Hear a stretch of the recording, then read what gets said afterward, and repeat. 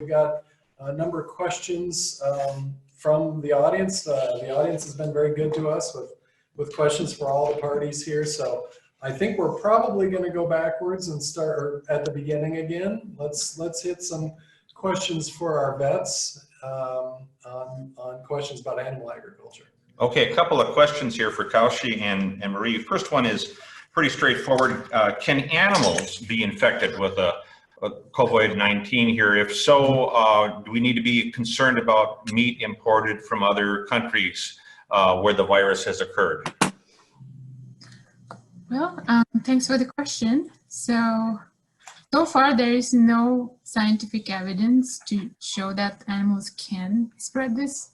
There were a couple of cases that were reported in Hong Kong that a pet animal who was, and those are news reports only. They are not necessarily, studied scientifically to show the plausibility. So I would say, as of now, there is no evidence that the disease transmits to the pets, and pets cannot transmit it to the human. Another question in regards to African swine fever, is there anything else that we are doing or could be doing better to prevent its spread here in the United States? And are farmers here prepared enough for an eventual outbreak?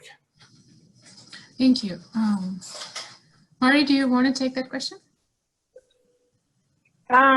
Sure. So I think I got the question right. Is there more we could be doing to prevent ASF? Is that right? Correct. Right. Could we be doing a better job of it? And are farmers, in your estimation, prepared enough for an eventual outbreak in the United States? I think we're making great steps and great strides toward preparedness, but no, we're not completely prepared enough. We're still in the communication and awareness phase, so getting people aware that ASF is a problem and getting them to say, what can I do about it? And so we're taking steps to that. I think we're doing a great job of securing our borders and securing our, recognizing what things are dangerous imports. So for example, the National Pork Producers Council recommendation that we don't import soybeans in particular from countries with ASF. So I think that was a big step there. And then just walking through those things to say, what are the steps in place already in our United States agricultural system that'll kill ASF virus if it comes in, knowing those things. What I think we could do more on our farms is just improve our day-to-day biosecurity and start creating that culture of biosecurity for our farms. So getting people to realize why they need to put on barn-specific boots to enter the barn and why they need to change gloves in between rooms of pigs, for example, or things like that. And getting that culture, not just say, hey, do this, but explain to them why to do this. And I think right now with what's going on with the human pandemic, we have a great opportunity to tell people how important it is to wash hands and things like that, and to change boots and coveralls and things like that. The last question is actually for Marie, and that is, what other animal diseases worry you the most for U.S. livestock production? In other words, things that we haven't talked about already.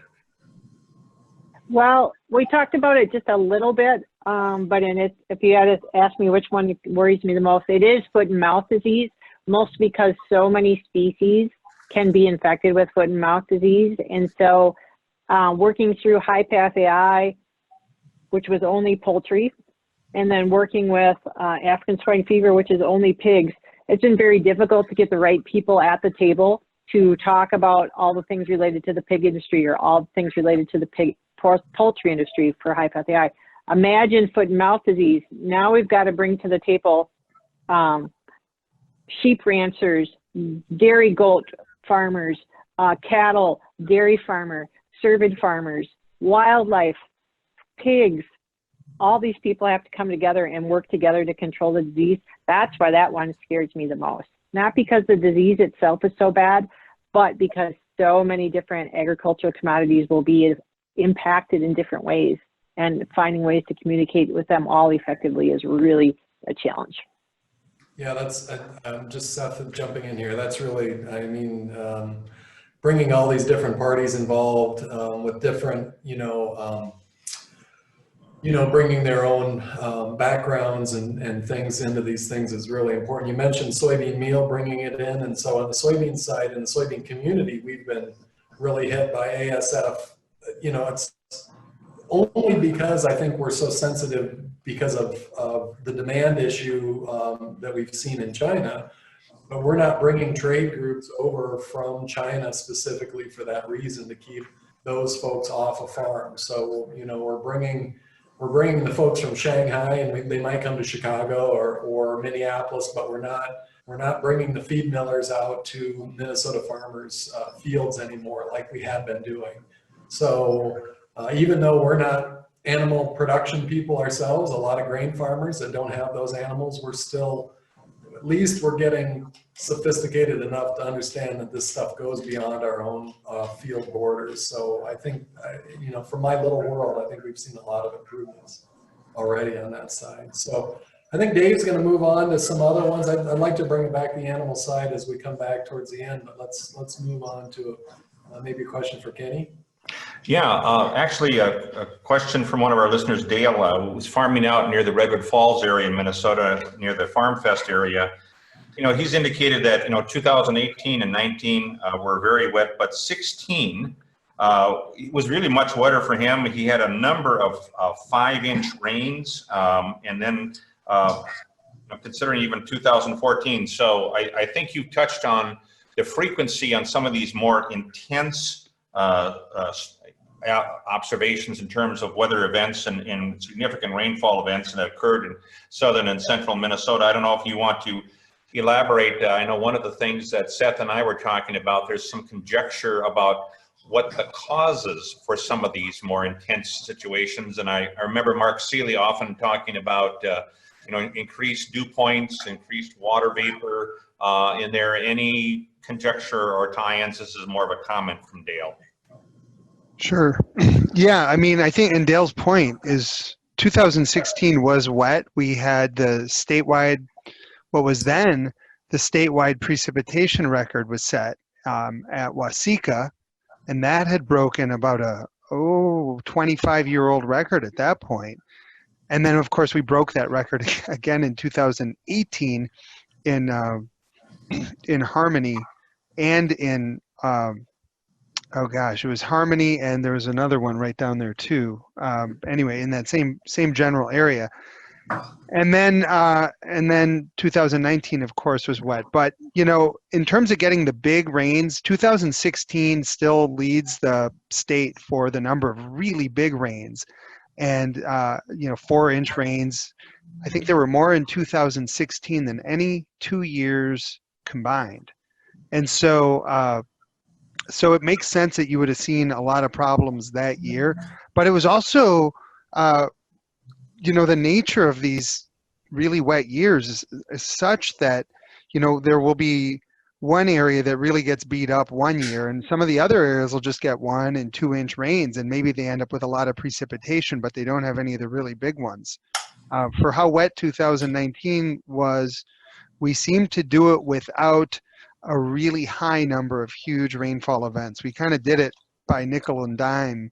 A lot of 1- and 2-inch rainfall events, and not as many. I mean, we had some, but not as many of the 5, 6, 7-inch rainfall events. So it's a really good observation. In terms of the cause, when we look at the research, so in the early 2010s, it did look like dew point temperatures, especially those extremes, it did look like those were going up. But the truth is, we haven't seen a real big increase in the extreme dew point conditions for the rest of that decade. But instead, what we do know is that just the average amount of moisture in the atmosphere has increased. And this, of course, is tied into the global issue. With a warmer globe, thermodynamically, that just guarantees that you will evaporate more water. And if you evaporate water off the oceans, it ends up in the atmosphere. And if it ends up in the atmosphere, then it's available for your next storm. And, it's more complicated than that, because you actually have to be in the right storm path, and that pool of additional water has to sort of find its way to you. But in the summertime, when we're getting our air off of the Gulf of Mexico, we know we're importing a little bit more moisture. And we've seen these days where even though the surface dew points and the surface humidity might not be at record levels, when we look at all of the moisture that's in the atmosphere, all the way up to the top of the weather balloon sounding, we're seeing days with higher frequency where there's just more total water in the atmosphere than we had observed. And of course, that makes for more precipitation potential. And something that's been observed in the research also is that thunderstorms, not all of them, but the ones that come in big clusters where they all kind of congeal together and make a big red blob on the radar, they're called mesoscale convective systems. And those are showing some signs of getting larger. Again, not all the time. It wouldn't be every single storm is bigger than they used to be. It's just that there's a tendency for the sort of size metrics of these storms to be growing. And of course, if they're getting bigger, then the volume of water they're going to drop is larger too. So that's kind of the science on those heavy rainfall events. But really good observation, Dale. Thanks. I'll kind of a follow-up question more in terms of predictions, Kenny. There was a question about, is El Nino and El Nina, the concepts that we've always heard about in the past, are they still useful given all these other situations in terms of climate predictions? Yeah, for seasonal purposes, El Nino has always been pretty reliable. If there's a big El Nino in the Pacific Ocean, and we know it's coming, then it is generally, not always, but about 7 out of 10 times that will point us to a warm, pretty mild winter. Where El Nino really starts to lose its power is once you get into the end of winter and into the early spring, because it just has a weaker relationship with our weather. So I, for example, don't think anyone could tell you what spring, March through May looks like after a big El Nino in the Pacific Ocean. And for La Nina, it's kind of the opposite. If we see a strong cooling in the Pacific Ocean near the equator, that tends to tell us that we're going to have a cold winter. But again, it's not all the time. And I wonder how many folks on this call recall the incredibly warm, almost disastrously warm winter of 2011-12, where we had a lot of productivity beginning in March, and so things were starting to grow. And especially in the fruit and vegetable side of the spectrum, they had some real damage because then we got a well-placed, well-timed freeze right after this incredibly warm March. But in any case, that very warm winter followed was a La Nina winter, and we had it had been forecast to be very cold and even snowy, and we ended up the opposite. We ended up in a snow drought with very warm conditions. So yeah, they're useful, but you have to kind of be ninja-like in how you use them. You really have to know how they benefit us. And honestly, outside of winter, it's hard to see a lot of usefulness for applying the condition of El Nino or La Nina to seasonal forecasting. So I've got Paul Carter. I'm going to try something new. He raised his hand. I unmuted him to see if he can access this as an experiment. Let's see if Paul Carter can join us with a question. Paul? Okay, we're going to pass on Paul and go back to Dave. All right, we can come back to that. There's a question for Todd, actually. You mentioned an increased diversity of crops would be beneficial. What crops would you suggest? And this is from Dwayne. He indicates he's a North Dakota native. He said back in the day, rye, oats, barley, wheat, flaxseed, sunflower, and so forth, some corn for silage, not much soybeans. Things have changed though. So I don't know if you want to talk a little bit about that's more than just a question about cover crops. Actually, that's a crop mix question. So well, I also answered Paul Carter's question in the chat as okay. The questions are really challenging. Try to introduce more diversity because our market structure, our policy, so many other trends in our industry has been to specialize, limit the number of crops. I mean, we think of ourselves as corn and soybean growers, and the markets for some of the small grains have dried up. They're trying to get some reestablished markets for oats and rye cover crop seed to sell to other farmers is one that's on the increase, but it is a challenge to introduce more diversity. And part of that diversity could be the cover crop too. And evidence shows that the more diverse cover crop mixtures provide more benefits more quickly than just simply going to a single species. So I don't have an easy answer for you. I wish I did.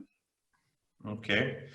Kind of another question back for Ken. This is from Andrea, and this is kind of conjecture because we don't know the potential results of some of these, but given what your thoughts are on CO2 levels and more of this sheltering in place and so forth we might do with COVID-19 right now, are we going to see changes, I mean, around the world or here, or is that really not significant more long-term if you think about CO2 levels or that impact? So it's a little bit of a crystal ball question. Yeah. Do you guys hear me okay? Yes. Okay. I guess that it's a really interesting question. And when I've looked into this, you know, basically what's happening now for the last few weeks anyway has been on a global level a kind of even sort of drastic version of some of the lifestyle changes that that have been, you know, I would say recommended in order to sort of change the rate of global temperature increase. So it's mostly been through personal, you know, the restriction of driving and the restriction of air traffic. Of course, you have to keep in mind, we still are using power. We still are using power to heat and cool our homes. Those industries that are still going are still using power. And we, you know, we have to keep in mind too that this is right now, you know, a couple few weeks in is a very, very small time scale to expect to see any kind of major change. So, you know, this is against a backdrop of, you know, years and years and years of massive industrial production and massive power generation and lots and lots and lots of travel. And a lot of the emissions, whether they're CO2 or methane, that we put in the atmosphere are still there. And so think of it right now as we are definitely making some reductions in our emissions. And it would start out, if you look at sort of an overall annual trace of global, if this were to continue for a year, we would see definitely lower CO2 emissions than last year. But it would look, you know, sort of like a blip along the path that we've been on. And the longer this goes, the less of a blip it will be and the more of a small dent it will be. But, you know, the question is really going to be what happens, you know, do we just kind of go back to everything we were doing, which I assume we will by and large because people will still have cars and there will probably still be airplanes. So the question is really which of the changes that we've made kind of stick. Which of the activities that have been hit hardest don't fully recover and force innovation in some sort of more efficient area. It's a really good question. There's no easy answer, but I would say expect, you know, at this time the difference is very small. But as it takes up more time, then the difference will be, you know, less and less small, and then possibly be measurable at some point. And maybe even have an impact, but it's a ways out before we can say that this has made you know, turned the curve or something like that. Great question, Andrea. Okay, Kenny, one more question here before I turn it back to Todd. This is kind of a softball question, so maybe you'll be able to hit this out of the park. I'm not sure. And this is from one of the attendees. Do the 50-year temperature and precipitation projections have a higher probability of accuracy than the 30 to 90-day projections for Minnesota? Yeah, I would say they do. So think of it like this: the 30 to 90-day precipitation for temperature for the seasonal outlooks, you could be sort of warm, you could be normal, or you could be cool. You could be wet, you could be normal, or you could be dry. So you've got those those options. And if you are forecast to be, say you're forecast to be warm and dry, just as an example, you know, all it takes is one big storm and you've blown your forecast. And so it's the, you know, think of those seasonal forecasts as they're trying to account for all of the weather that's going to happen.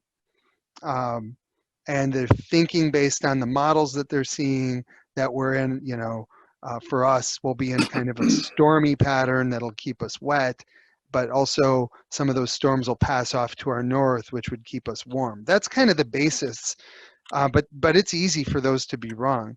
With the 50-year and the 100-year climate projections, you know, there are some things that are just physical facts about our atmosphere. And one of them is that climate will respond with warming the more greenhouse gases we pump into the atmosphere. And the warming will follow the same kind of pattern that I described earlier, which is it'll mostly be during the winter. It'll start kind of from the bottom and then sort of take over the top of that distribution. It's just a stronger likelihood of that happening, and what could interfere with that, and this came up in a different question, is, you know, instead of just, you know, a storm system going the wrong way, I mean, it's not quite that. It would be instead if there was a geologic event like a volcano, a major one of the type that could really set the climate backwards for a decade or so, or an astronomical event having to do with either an asteroid impact or maybe the sun decreasing its output, that could change things a little bit. But when we look at what we know about the atmosphere right now, all the projections suggest we're just going to keep getting warmer, even if there's ups and downs along the way. And there's physically a very good reason to accept that. And so I have more confidence in that than I would in a 30 to 90 day weather forecast. Thanks, Kenny. Last question here for Todd, then I'm going to turn it back to Seth to help finalize some things here. But Todd, this is from a grower, and I'm not quite sure geographically where, but he says, we have been experimenting with cover crops for the last 3 years.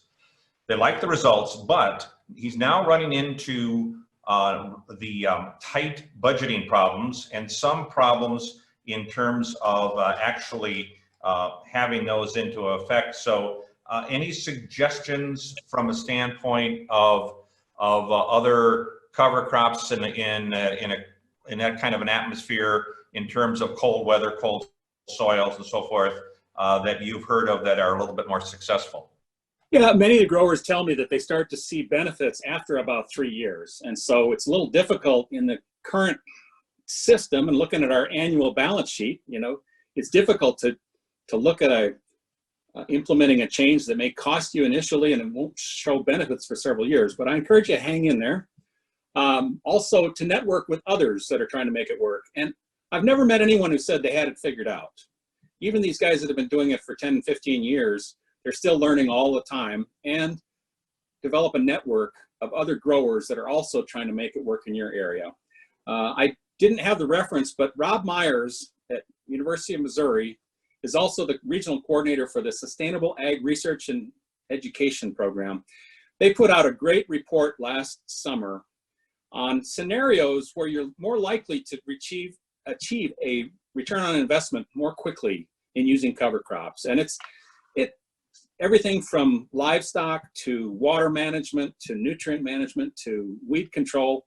And it also suggests from survey work that Rob and his team have done how farmers are basically ensuring that they receive a return on investment more quickly when they adopt cover crops and less tillage.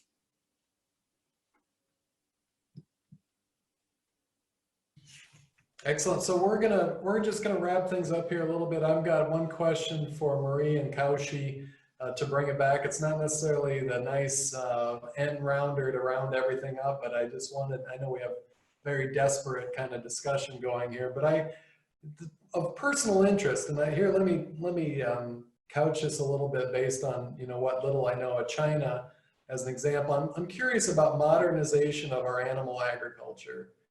And the assumption is in most situations, what I hear about biosecurity and the way we raise our animals is that basically modernizing our agriculture puts us at lower risk overall.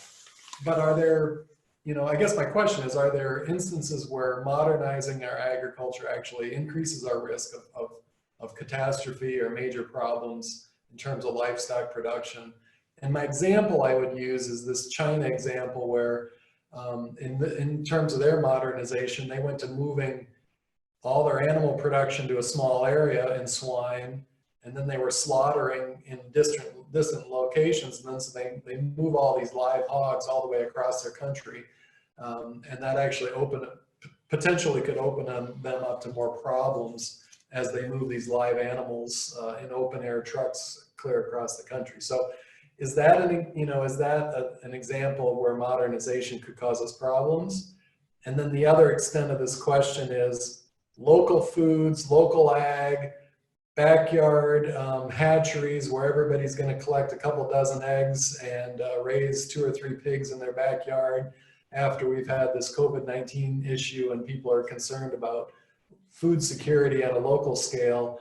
Is that going to does that actually cause us food security problems on the other side? So I wrapped a whole bunch up in there, so maybe one or both of you could try to attack that.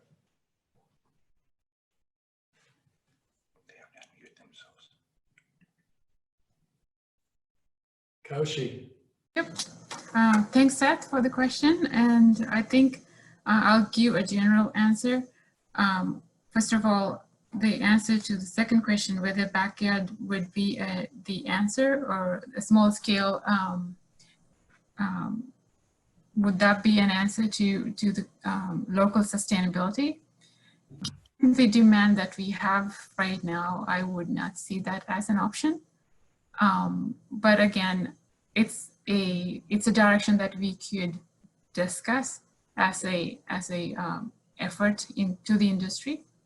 And as an answer to the other one, that when China moved to the a small area of having this highly populated areas, and that create a risk when you confine the farming areas to a smaller region, which we also see. We have our pig production mainly concentrated in Midwest as well as North Carolina, for example, the pig production. And those areas, when we make a risk map of pig diseases, for example, these areas become high risk areas, that's mostly because a high density of the farms in a smaller area. But is the solution to spread them across? I would not. Again, it's a cost benefit situation as well. So again, there's no direct forward answer, but those are really good discussions and conversations to move forward with the industry. Mari, do you want to add anything? No, I think you answered it quite well, and I think economy of scale is going to rule right now, and until major dogma changes. Personally, and I think we need to pay a lot more for our food in the United States than we do. When people are buying dozens of eggs for 79 cents a dozen and things like that, there's no way we can raise them in a different way if people won't pay more for them. And the same goes with pork or beef or whatever. And then, so it's the economy of scale that's going to drive that. But there's got to be ideal population sizes that can be explored for certain areas in certain regions. So, yeah, thank you very much. It's a tough question. Actually, that kind of brings it back to my central premise in this about efficiency and kind of the give and the take that we get. And we've developed a super efficient, in my humble opinion, we've really developed a super efficient system globally. So, per egg, per pound or per kilo of meat, I mean, we can make meat and food in an unbelievably efficient and inexpensive way. So, we can probably absorb a lot of risk. So even an ASF problem in China, even though, it took out half of their swine, if the alternative would have been backyard swine, we could have never produced that half that they're doing in the way that they're doing. So I think those are really good points. I'm going to bring it back. We have one more. I wanted to bring it back to Todd. There's a question that Dave has that Yes. I think is a good one. I like it. So I've asked Dave to ask a question of Todd, and then we're going to finish it off. Okay, Todd, Dave Nicolai here. The last question is somewhat of your opinion here in terms of conjecture, but given the fact if we get to a point where we have less tillage and more cover crops, but yet for a lot of Minnesota for spring planting, we continue to add tile drainage for economic reasons, et cetera, for planting. In your opinion, can entities like the Minnesota Department of Natural Resources and others be comfortable in this scenario with more tile drainage on the landscape? And so this is this trade-off again. So I love trade-off questions because maybe they're false equivalencies, but this question about can we, since we just deal with too much water and it's too cold in the spring, can we use some tile drainage to allow us to do cover crops? And is that a net positive for the environment? Well, I think a banker will always tell you that adding more tile drainage is going to be a great investment. And I think from Ken's presentation, obviously we're going to have wetter years in Minnesota, and it looks like we have increased amount of the precipitation occurring when the crops are not using very much water. So drainage will continue to be needed in many environments to maximize production. The challenge is going to be managing the nutrient load. If we can figure out how to, I'm really intrigued, first of all, with some of these controlled drainage systems. I encourage you to look at controlled drainage if you're going to be adding new tile drainage systems. They're not effective everywhere, but where you actually have the ability to shut off the valves and not drain all winter, but drain the field, open up the tile drain valves, 3 weeks before you need to be driving on that field. I think there's a lot of potential because there has been so much activity and increased soil activity in the wintertime. And again, Kenny was just talking about how much of the soil didn't freeze very deep. And back when I was a researcher, we used to joke about how researchers don't go out from November through March and we just draw a dotted line. But if you actually are out there in the wintertime, there's a lot happening under the ground surface in the winter. And I think the trick will be to manage the drainage system and manage the nutrient load so that we reduce the amount of nutrient that would go into the adjacent streams and rivers. It's possible, and again, some technology is coming along to help us with these controlled drainage systems. If there's an opportunity for that, I encourage people to look into that. But adding more tile is always going to be a good thing to do, and we just learned more today about why it's going to keep getting warmer and wetter. So I don't know if I answered that, but I'm not representing the DNR here, but in the ag circle, tile has been a great investment, and it looks like it will in the near future as we continue to have more precip, more calamitous precip events, and more rainfall occurring in the fall and winter. Well, I think I'm just bringing this back to your point about the consumer is ultimately going to be driving what we do and how we do it. And so with that in mind, so then this question is raised in my mind, would Joe consumer rather we install drain tile at 30 or 50 or 60 foot intervals across our fields, or would they rather us use more cover crops? So I think it's a false equivalency, but I think it's a very equivalency, but I think it's a really reasonable question for us to ask those kind of things. And those are the kind of things that come up in the legislature. So we need to look at those. So I don't want to keep anybody any longer. We are really approaching a half hour over our time that we allotted. We've kept people on for a long time today. It wasn't our intent to have a full day webinar.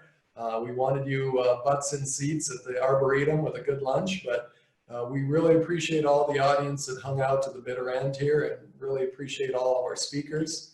A broad set of topics we discussed. We will be developing an evaluation and sending it out to you all. So especially you that lasted until the end. We're really going to appreciate your comments because I'm sure they're going to be more positive than those ones that dropped off a half hour ago. So please reply with those.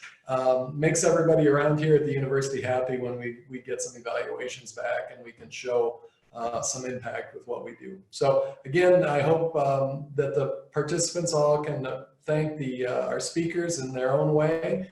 And I'm going to let everybody go. So have a nice Thursday, and we're going to be sheltering in place from here on out for a while. So enjoy your time at home.